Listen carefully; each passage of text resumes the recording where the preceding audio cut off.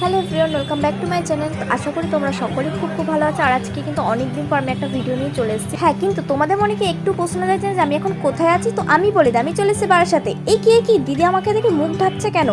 মা, আমি তো লজ্জার কোনো কাজই করিনি। যাই সত্যি বলতে গেলে, যখন দোকানে আমি ভিডিওটা করছিলাম না, তখন আমি খেয়াল করি। বাড়িতে এসে যখন ভিডিওটা আমি এডিট করছি দেখলাম, তখন আমি বুঝতে পারলাম যে দিদি মুখটা ভেবে ঢেকে দিয়েছে। বিশেষ করে এরকম যারা করে না, সত্যি আমার তাদেরকে পছন্দ। এক হয়তো আমাকে চেনে না বা আমি তার সাথে কোনোদিন চিনি, হট করে ভিডিও করছি, তখন মুখ ঢাকাটা আলাদা ব্যাপার। কিন্তু এর আগে দোকানে আমি এসেছি, এখান থেকে আমি 3 পিস নিয়ে গেছি, অনেক কথাবার্তা বলছি, এরপর হুট করে মুখ ঢেকে ফেলাটা মানে আমি ঠিক এই জিনিসগুলো না ঠিক পছন্দ করি না। যাই হোক, তো এবারে আসি কাজের কথায়।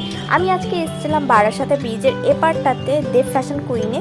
তো এখন দেখো দেখতে পাচ্ছ দিদি নর্মালি মানে এদের যে কখন কি হয় সত্যি বলার বাইরে। আর এদের মানে ঠিক বিহেভিয়ারটাও যে খুব ভালো সেটা বলবো না, মানে কি বলবো, এটা মানুষের সাথে কখন ভালো ব্যবহার করবে কখন খারাপ ব্যবহার করবে ঠিক বোঝা যায় না। মানে এই ভালো কথা বলছি, এদিকে আমি ডাকছি, কখনো টাইম সাড়াও দেয় না, কোনটা একটু প্রাইস বলেও না, কি জানি এদের বাবা কি হয়। তবুও মাঝে মাঝে আমার এখানে কয়েকটা কালেকশন খুব ভালো লেগে যায় বলে আমি এখান থেকে নিই। কিন্তু সেরকম সত্যি কথা বলতে আমার সাথে কেউ সেভাবে রুড বিহেভ করেনি। আর যদিও করে সেটার উত্তরটা আমি সেইভাবেই দিই, হেসে হেসে দেওয়ারই চেষ্টা করি, কারণ আমি মানুষের সাথে খুব একটা ঝামেলা করতে পছন্দ করি না।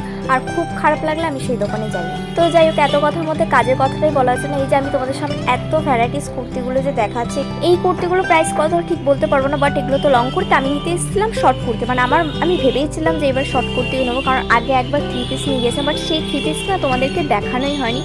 ঠিক আছে, চলো নেক্সট একটা ভিডিও তোমাদেরকে দেখিয়ে দেবো। আর এইবারও কী কিনলাম সেটাও তোমাদেরকে দেখিয়ে দেবো। তো এই কুর্তিগুলো যেটা দেখতে পাচ্ছি নিচে, এগুলো 250 টাকা করে ছিল। আর উপরে মানে এখানে লং অনেক কিছু আছে, আনারকলি আছে, আলিয়া কাট কুর্তি আছে, তারপরে চিকেন কারি কুর্তি আছে। এগুলো বিভিন্ন রকমের দাম, 1000, 1200, 1300 এরকম।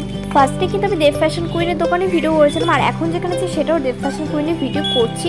আর আমি এই দোকানটা থেকে বেশিরভাগ জিনিসগুলো নিই, মানে এর আগেও যে 3 পিসটা নিয়েছিলাম এখান থেকে, বাট তোমাদেরকে দেখানো নেই।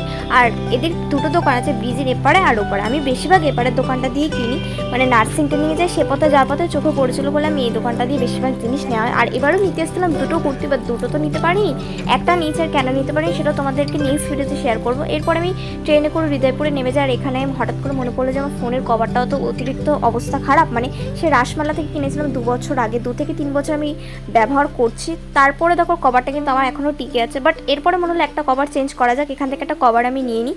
কী কভার নিয়েছিলাম সেটা তোমাদেরকে দেখাবো নেক্সট ভিডিওতে। এই ভিডিওতে দেখানো তো পসিবল হচ্ছে না।